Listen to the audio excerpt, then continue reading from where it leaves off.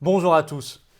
La petite musique qui monte là depuis quelques jours dans la sphère médiatique, politique, gouvernement ou opposition, opposition contrôlée, serait que Macron aurait tenu bon. Macron le résistant face au reconfinement. Il serait un peu de notre côté en quelque sorte contre Delfrécy, Castex, Véran. Tout ça c'est un piège. En fait, Macron voit la résistance que nous incarnons avec d'autres monter contre le covidisme, la coronafolie, et donc il est obligé de réadapter sa stratégie de communication. On va y revenir très concrètement en détail dans cette vidéo. C'est un piège, parce qu'en contrepartie, comme il apparaît comme gentil, il nous demande beaucoup plus de choses et en fait nos libertés reculent encore plus. C'est important d'être bien au courant avec un coup d'avance comme aux échecs, vous savez, de la stratégie de l'adversaire, parce que ça nous permet d'être plus efficaces dans notre résistance et notre riposte, ce qu'il faut. Celle-ci est de plus en plus efficace parce qu'elle est de plus en plus massive et on voit comment elle dérange. On est de plus en plus attaqué sur nos rassemblements notamment. Je veux dire, médiatiquement, politiquement, on nous attaque sur la tenue même de ces rassemblements. Ça prouve que c'est vu et que ça dérange. Donc il faut amplifier. On en avait 17 en France samedi dernier à l'initiative des Patriotes.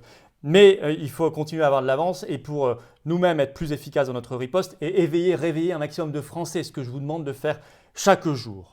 Alors on va continuer. Je vous donne en début de vidéo les villes où pour l'instant il y a déjà des rassemblements ce samedi 6 février organisés par les Patriotes. En fin de vidéo, je vous donnerai précisément les horaires et les adresses. Mais moi je serai, vous le savez, ce samedi 6 février à 15 h, place Pierre-Laroque, sous les fenêtres de Véran, Paris 7e arrondissement. Je vous attends, il faut qu'on soit encore 2, 3, 4 fois plus nombreux. Mais il y a aussi des rassemblements à Bourg-en-Bresse ce samedi, Nice, Salon de Provence, Saintes, Toulouse, Saint-Étienne, Nantes, Reims, Alençon, Gérardmer, pour l'instant. Je vous donnerai donc adresse horaire pour ce samedi 6 février en fin de vidéo et rejoignez-nous. Vous savez intuitivement qu'on doit être tous ensemble. Voilà, le lien pour avoir cette carte orange d'adhérent patriote se trouve en description sous la vidéo. Lien pour adhérer ou réadhérer ou faire un don au mouvement pour lui permettre de mener ses actions. Alors qu'il n'a pas un centime de soutien ni de l'État ni des banques, vous le savez, nous sommes libres et indépendants. Il n'y a que les adhérents et donateurs qui peuvent nous permettre de faire tout ce qu'on fait et de prendre nos responsabilités un peu seuls sur le terrain dans la vie politique française, mais avec beaucoup de Français résistants. Le lien pour adhérer se trouve également en commentaire épinglé et en fin de vidéo. Vous pourrez cliquer directement sur l'écran pour nous rejoindre.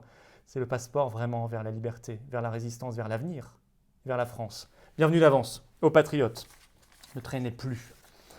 Alors, Macron le résistant. C'est ainsi qu'on nous l'ajoute depuis quelques jours.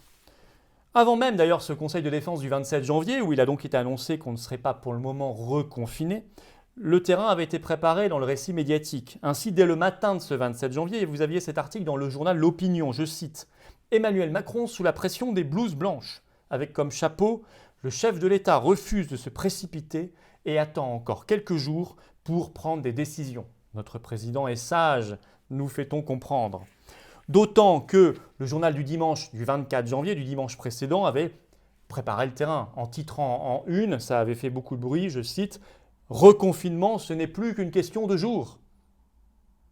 Et pourtant, donc, ce 27 janvier au soir, ça n'est pas Emmanuel Macron, mais c'est Jean Castex, le Premier ministre, qui depuis l'Élysée nous annonce sur toutes les télévisions qu'il n'y aura donc pas pour le moment de troisième confinement. Mais il maintient toutes les restrictions et fermetures actuelles et il en annonce même des nouvelles, notamment la fermeture des grandes surfaces supérieures à 20 000 m², l'interdiction d'aller dans un autre pays hors Union européenne ou de venir d'un autre pays hors Union européenne en France, des tests PCR pour tous ceux qui viennent d'un pays de l'Union européenne et tests PCR plus motif impérieux obligatoire quand on veut aller dans un territoire français d'outre-mer. Bon, mais Macron a tenu tête. Macron a été sage parce qu'il a contre les avis contraires, contre les vents contraires, le capitaine a tenu bon et a refusé de reconfiner. Ça, c'est le récit médiatique. Ainsi, dès le 1er février, dans le Journal international de médecine, on titre ceci « Le jour où Macron a décidé de reprendre le pouvoir sur l'épidémie et les épidémiologistes ». C'est très valorisant pour Macron. Le récit médiatique se met en place. Le Figaro, le 1er février, titre ceci « Confinement repoussé, : l'histoire secrète de la décision surprise de Macron ». Avec, en sous-titre, « Malgré la forte menace de rebond épidémique », entre parenthèses d'ailleurs, ça c'est moi qui l'ajoute, qu'on attend toujours, ça fait 6 semaines qu'on nous parle des variants, des mutants, avec ce rebond épidémique qui va être foudroyant, pour l'instant c'est calme plat, je ferme la parenthèse. Je reprends le Figaro, le chef de l'État espère encore pouvoir éviter de mettre à nouveau le pays sous cloche. Il a été sage, résistant. Mais c'est dans ce même article du Figaro du 1er février qu'on raconte qu'on dévoile le poteau rose, c'est un piège. C'est une stratégie de com. En fait, Macron a dû réadapter sa stratégie par rapport à notre résistance et à celle d'autres personnes. Ainsi, selon l'entourage de Macron, on voit à quel point ce jeu de com les amuse, littéralement. Car il s'agit bien d'un coup de communication, je vais vous citer Le Figaro. Texto. Les oppositions semblent prises de court. Elles se tenaient prêtes à pilonner l'exécutif sur le reconfinement. S'amuse-t-on de même source? S'amuse-t-on, écrit Le Figaro, la même source étant l'entourage de Macron. Et cette source dit toujours, dans Le Figaro, si ça fonctionne, ce sera un joli coup politique. Car Macron a bien senti qu'il devait réadapter sa stratégie de communication parce que la résistance monte de la part de notre part, de la part de le lanceur d'alerte, de la part aussi de journaux courageux comme François, d'ailleurs attaqué par Roselyne Bachelot et que je soutiens. Mais ça n'est qu'une posture, car il n'a rien lâché sur le fond et même il va profiter de cette nouvelle posture du gentil pour nous imposer en fait encore plus de restrictions et de contrôles. Je vais y revenir. Cette posture lui permet de faire croire à un sursis. Il nous a accordé un sursis. Et donc d'être encore plus exigeant vis-à-vis de nous. Puisqu'il nous a accordé une carotte, il va nous donner un coup de bâton. Puisqu'il nous a accordé une friandise, il va nous donner une réprimande. Vous savez, ce couple, je vous l'ai déjà expliqué, carotte, bâton, friandise, réprimande, c'est le couple classique, traditionnel, du processus de domestication pour les animaux. De dressage, on pourrait dire. Nous sommes dressés et domestiqués depuis le début de cette crise. C'est toujours la même technique. Ainsi, l'opinion du 1er février, dans l'opinion, dans le journal L'Opinion, on lit ceci. Si les Français sont respectueux des consignes, un confinement peut être évité. S'ils ne le sont pas, ils connaissent la sentence.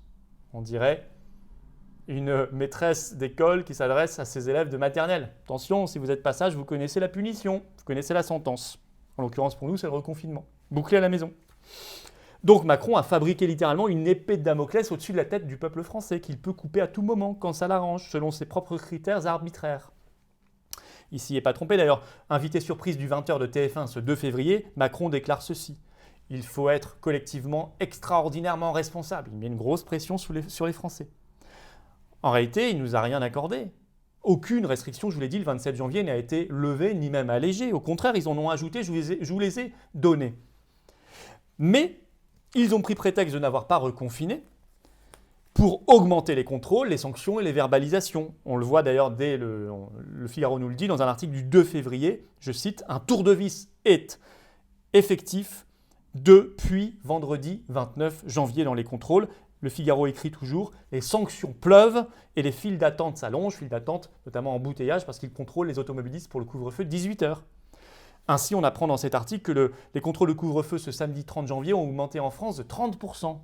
C'est beaucoup. Ce samedi, en Ile-de-France, ils ont fait 65 000 contrôles de couvre-feu et dressé 6 000 procès-verbaux de verbalisation. C'est beaucoup. Dimanche 31 janvier, ils ont contrôlé 743 établissements recevant du public, souvent des restaurants notamment. Ce samedi 30 janvier, ils ont verbalisé 400 commerces pour non-respect de la jauge. Et c'est jeudi 28 et vendredi 29 janvier, ils ont sanctionné 24 restaurants clandestins rien qu'à Paris. On aimerait la même diligence, rapidité et efficacité sur le contrôle de la délinquance et de la criminalité réelle, celle qui pourrit réellement la vie des Français. Mais alors là, c'est une autre affaire. Quand il s'agit de sanctionner l'automobiliste, l'honnête gens et le commerçant et le restaurateur, ils savent faire. Mais ça, vous voyez, c'est le piège de Macron. Donc il ne faut pas tomber là-dedans. Il n'est pas du tout de notre côté. Ce qu'on a gagné par notre résistance, mais elle n'est pas encore suffisante, mais on a déjà gagné ça, c'est qu'ils sont obligés de revoir leur stratégie à eux, de retarder les choses. Ils sont obligés de s'adapter. C'est plus nous qui nous adaptons, c'est eux qui s'adaptent à nous. C'est pour ça qu'ils nous attaquent d'ailleurs fort sur notre résistance. Alors même s'ils le font par calcul cynique, par calcul politicien, par coup de communication, ils le font quand même. Ils sont obligés de reculer temporairement, comme ils l'avaient fait fin décembre sur le passeport sanitaire, alors que Castex voulait le faire passer en urgence à l'Assemblée nationale. Ils ont dû reculer parce qu'il y a eu cette résistance. Mais ils voient bien qu'on existe, ils voient la colère monter, ils voient ce qu'on fait. C'est pour ça qu'il faut redoubler d'ardeur. Mais il ne faut pas croire, par contre, c'est donc pour ça qu'il ne faut pas tomber dans le panneau, pas tomber dans le piège. Il ne faut pas croire à un seul instant que Macron serait même un tout petit peu de notre côté par rapport à des Castex, des Véran, des Delfrécy ou Karine Lacombe, à tous ces médecins de plateau de télévision qui voudraient nous boucler à domicile, nous assigner à résidence à vie s'ils le pouvaient. Bien sûr que non. Bien sûr que non. Et vous voyez bien même la perversité de l'affaire, puisque ça leur permet, en contrepartie, faisant croire qu'il a été gentil, il nous demande encore plus de sanctions de surveillance et de discipline, de dressage. Voilà, donc il faut résister. Alors je vous donne maintenant les adresses et horaires précis de tous ces rassemblements que nous organisons. Il y en aura d'autres qui s'annonceront dans les jours qui viennent, je vous le dirai. Donc Paris, 15h, place Pierre-Laroque, Paris 7e arrondissement, sous les fenêtres de Véran, j'y serai. Venez nombreux, samedi 6 février. Toujours samedi 6 février, donc je ne vous donnerai plus la date. Bourg-en-Bresse, 14h, place de l'Hôtel de Ville. Nice, 14h, place du Palais de Justice. Salon de Provence, 10h, place Morgan. Saintes, 10h, place du Synode devant la sous-préfecture. Toulouse, 10h30, centre de la place Saint-Georges. Saint-Étienne, 14h, place Jean Jaurès devant la préfecture. Nantes, 15h, monument aux 50 otages, cour des otages. Reims, 14h, place Drouet d'Erlon. Alençon, 15h, la Halle au Blé. Gérardmer, 14h30, place des déportés. Avec en plus à Gérardmer dans les Vosges, un soutien évidemment particulier aux stations de ski ou aux remontées mécaniques et à tous ceux qui en vivent directement ou indirectement. Bref, voilà, venez. Je sais qu'intuitivement, vous savez qu'il faut être collectif ensemble pour être plus fort. Alors ceux qui hésitent encore, voyez l'état du pays, pensez à l'avenir, pensez à vous, pensez à votre famille, pensez aux générations qui viennent. Le lien pour adhérer aux Patriotes se trouve en description sous la vidéo, adhérer ou réadhérer ou faire un don défiscalisé au mouvement. Le lien pour adhérer se trouve ici également en cliquant directement sur l'écran et en commentaire épinglé. Voilà, je vous attends, nombreux. Je sais que vous avez envie de vous battre, ou de vous engager, tout du moins, de résister, c'est le moment de le faire. Bienvenue d'avance aux Patriotes et vive la liberté, vive la France.